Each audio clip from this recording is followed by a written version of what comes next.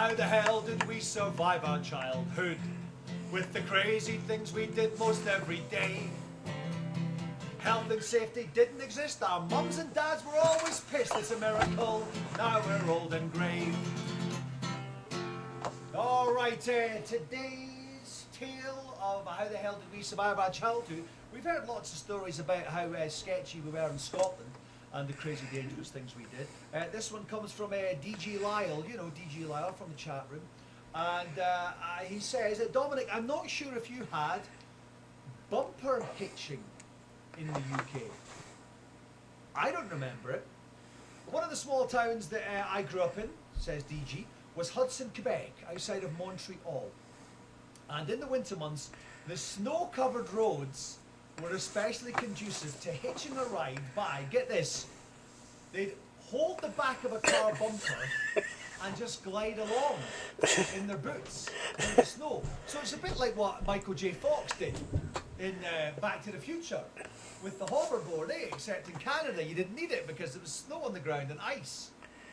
So he says that not only was it transportation to and from school, it also became an after-school sport, because this is what we did as kids. We'd do something that was a little bit dangerous, but we push it and push it and push it into a different, wilder game.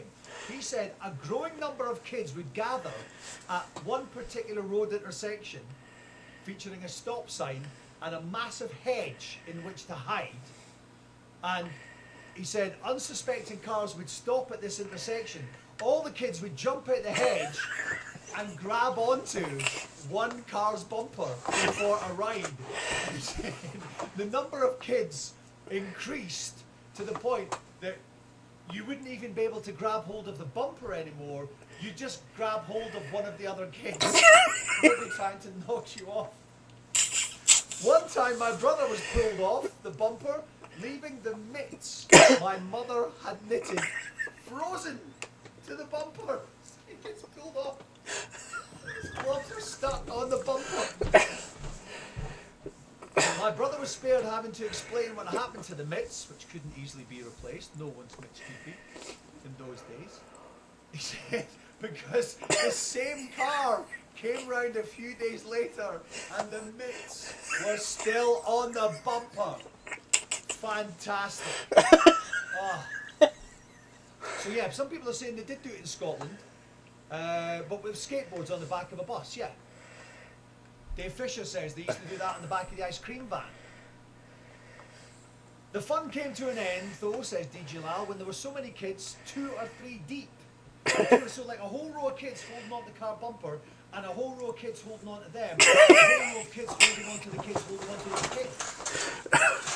And eventually the car wouldn't be able to move. It would sit there spinning its tyres, and eventually the bumper would just be ripped off. It was not long after that several police cars showed up to confirm that we would have to find something else to occupy our town. Well, that is just, that's just... Well done. Well done, Canada. In particular, well done, Hudson, Quebec. Just outside of Montreal. One of the worst cities in the world for traffic. But one of the best cities in the world for smoked meat. Dave Fisher, who was that one Canadian kid brave enough to then do it off the back of the cop car?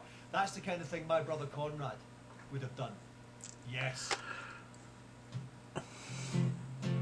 Remember, if you've got any tales like this, please DM me at Dominik Diamond on Twitter, or message me via the Dominik Diamond public Facebook page. I don't know why I bother saying public Facebook page. I don't have a private one. Facebook does my head in.